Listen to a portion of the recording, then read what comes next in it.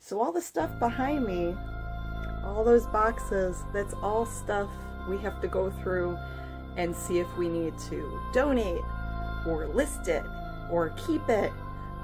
Those are all boxes that we need to organize. This is our like dungeon of doom here. Our eBay dungeon. This is stuff we have listed over here, and then towards the front of me, out there somewhere, I have other stuff I have listed that's all in totes, and it's all on each tote I write down what's in it on like a little sheet of paper and tape it on there.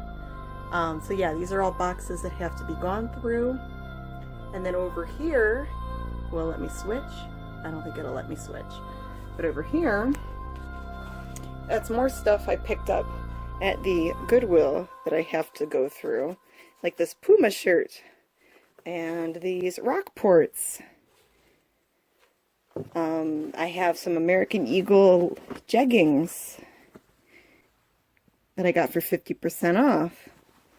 This is a Banana Republic jacket. Like a ladies or juniors sized. It's very small. It's smaller than me. A lady's jacket. These are Libby Edelman shoes. Ladies' shoes. They just need cleaned up. I found a David Bowie shirt for me. So it says Bowie on the front, and then this is a repop, but it has like the tour dates on the back. Because I like Bowie, and this was only like $2. So it's made by Junk Food. There's the tag, Junk Food. I also have a Vineyard Vines, cute little purple sweater. Vineyard Vines. Ah, that's what the tag looks like. So hopefully that'll bring me a few bucks. And it has a little whale on there. It's cute, but it's like preppy clothes kind of cute. I don't think it's something I would normally wear.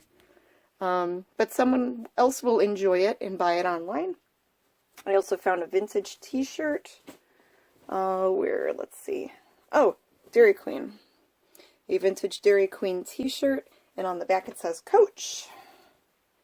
Woohoo! So yeah, these are all things I have to list on top of what is here in the basement. And there's a lot here. When I look at other people's YouTubes and they show their house when they're reselling, I always see messes in the background. I always see all this clutter.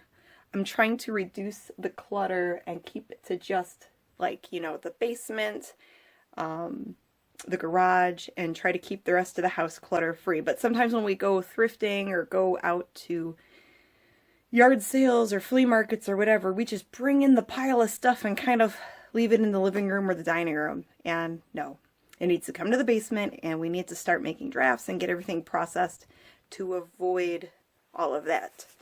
So yeah, it's a lot of junk, but it's cool stuff, and we will get this cleaned up and organized.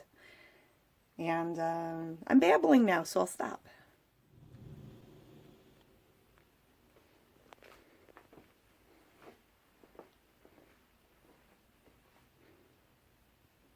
Recording. There it goes. It's recording.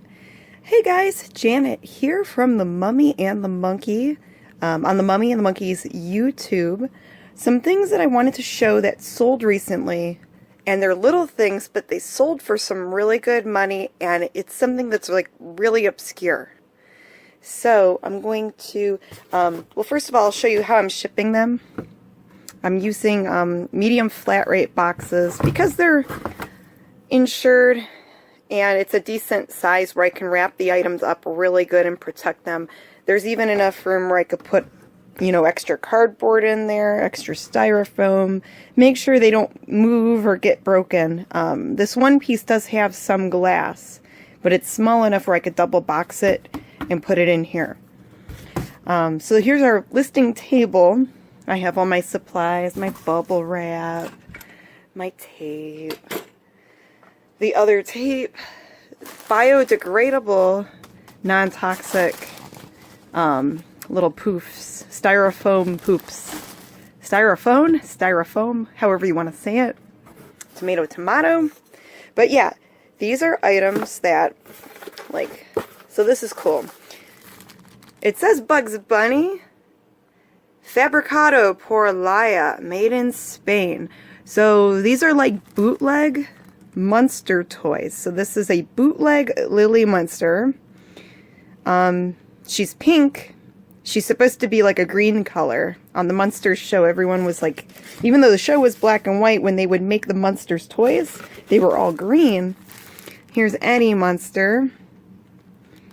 He's pink, and he's holding a bootleg Woof Woof. And I apologize about my janky nails right now. But yeah, these are still sealed in the pack. Well, stapled on the pack. These were probably from like a D&K type of store, like a discount store that would just make these bootleg kind of toys. Here's Herman Munster. And I bought these from a gentleman that is a collector, and he wanted to part with some of his stuff. So I did buy some of his collection, and these guys, I had them listed on eBay for a while. Almost a year actually. So it took a while. They had watchers, and it just kind of sat. So we've got Lily, we've got Eddie, we've got Herman Munster. And then last but not least, this is Grandpa Munster. But yeah, they painted them all pink. And I think his costume's painted a different color. And they're like squeaky toys. They do squeak. They almost remind me of like a dog chew toy or something. But I guess they were like toys for small children. And I really don't know why Bugs Bunny is on there. And it says Warner Brothers. But the Munsters aren't Warner Brothers. It's like some other channel, some other company. And on the back it has these Looney Tune guys. So it's really funny. Someone else on eBay, there was only one other listing that had these or something like it. And I think they wanted like $200 for it. So I priced mine lower. I picked $162. So I had all four together for $162.99. And they did sell just overnight. They sold the other day. So I'm going to pack these up real nice, make sure they're protected, and they're going to go in a flat rate box. And sometimes I'll do that, even though it's a little higher. It's like $13.65 or $13.70 around there for the customer. But then I know it's wrapped up good. It has enough room. It's protected. And it's just easy to figure out the shipping at that point. And if someone's paying up $162, I think they're okay with paying for them to be well protected, well packed, and shipped out fast, because that should show up in like a few days. So there's those guys.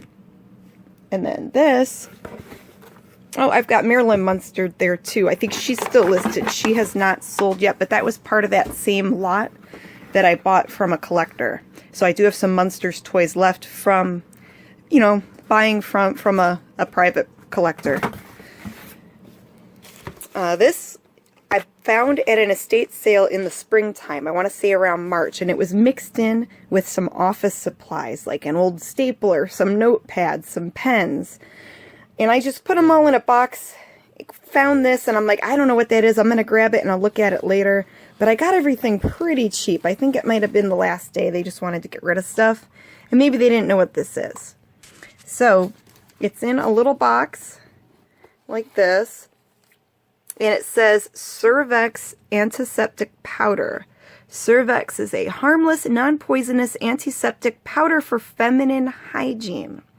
So the only way I was able to look this up was, I guess, on Instagram and maybe some other page. I'm trying to remember, because it's been a while. I found this back in March. It's been listed since March. And I had it in our shop in the glass case. This is from 1935, and it's a feminine hygiene product. And this is the little pamphlet that it came with. New facts about the modern method of feminine hygiene. And my husband, James, says, well, the lady kind of looks like Mrs. Crabtree from Little Rascals. It's kind of funny. But yeah, look at her hair. That's totally 1930s. So this is a glass applicator. A glass applicator. Here's the little thing to use the device. This is the, if I could get it out of there. It looks like it's still full of powder.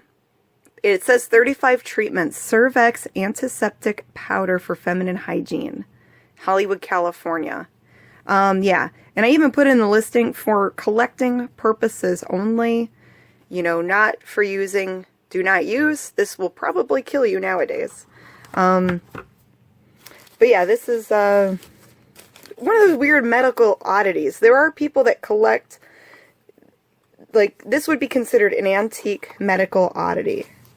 Old medical devices are a thing. If you find old surgical tools, antique embalming liquids, antique medicine bottles, the apothecary bottles, it is a thing. There are some people that collect them. So if you find them for a good deal, like, I wasn't even sure what to list this as.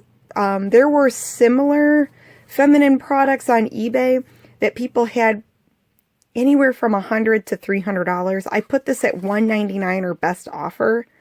Someone offered me $125 and I countered $150. So it did sell for the $150. It's going to New York. And someone will enjoy this for their weird medical oddities collection. And if you guys have ever seen the show Oddities, there's a lot of stuff like this in there.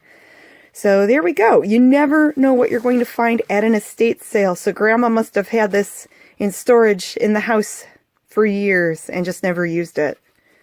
And yeah, it looks frightening. I don't think I would want to use that. So yeah, Munster's Toys, $162.99. And Cervex Antique Feminine Hygiene product for $150. Not bad, not bad at all. So thank you for watching. If you like this quick little video, remember to like, share, subscribe, and click the little bell, and you will get notified anytime we have a new video uploaded or if we go live.